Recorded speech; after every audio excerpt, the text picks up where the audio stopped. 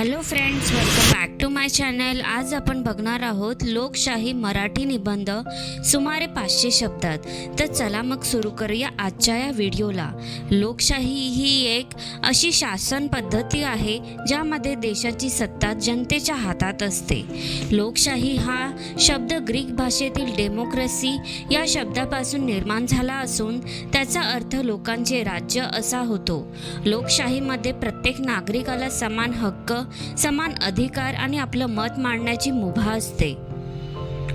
भारत हा जगातील सर्वात मोठा लोकशाही देश म्हणून ओळखला जातो। भारतात प्रत्येक नागरिकाला वय वर्ष 18 पूर्ण झाल्यावर मतदानाचा अधिकार देण्यात आला आहे। मतदानाच्या माध्यमातून जनता आपल्या देशाचे प्रतिनिधी निवडते। हे प्रतिनिधी संसदेत जाऊन देशाचे कायदे तयार करतात। त्यामुळे लोकशाही व्यवस्थेत नागरिकांचा सक्रिय सहभाग खूप महत्त्वाचा आहे।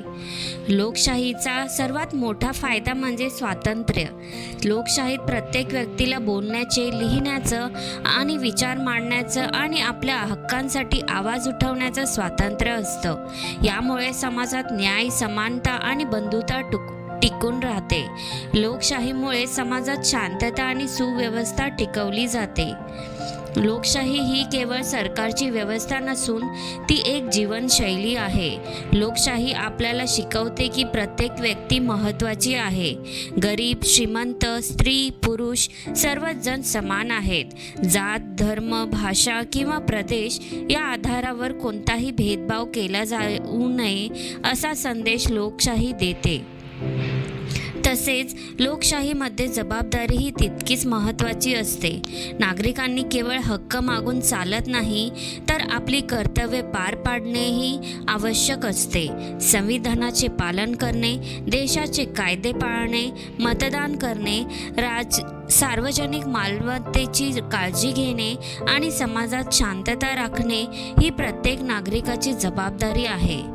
आजच्या काळात लोकशाहीसमोर अनेक आव्हाने उभी आहेत।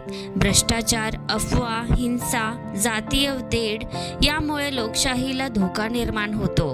त्यामुळे आपण सर्वांनी जागरूक राहणे फार आवश्यक आहे। खरं आणि खोटं यातील फरक ओळखणं, योग्य माहिती मिळवणं आणि विचारपूर्वक मतदान करणं ही काळाची गरज आहे। लोकशाही टिकवायची असेल तर शिक्षण फार महत्त्वाचं आहे। शिक्षित नागरिकच चांगले निर्णय घेऊ शकतो।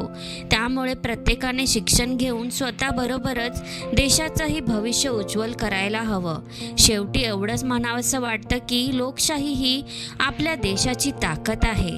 ती जपणं, सांभाळणं आणि पुढच्या पिढीपर्यंत योग्य प्रकारे पोहोचवणं ही आपली सर्वांची जबाबदारी आहे। तर मित्रांनो, आजचा हा निबंध तुम्हाला कसा वाटला हे मला नक्की कमेंट करून कळवा। व्हिडिओ आवडला असेल तर व्हिडिओला लाईक आणि चॅनलला सबस्क्राईब करायला विसरू नका। धन्यवाद।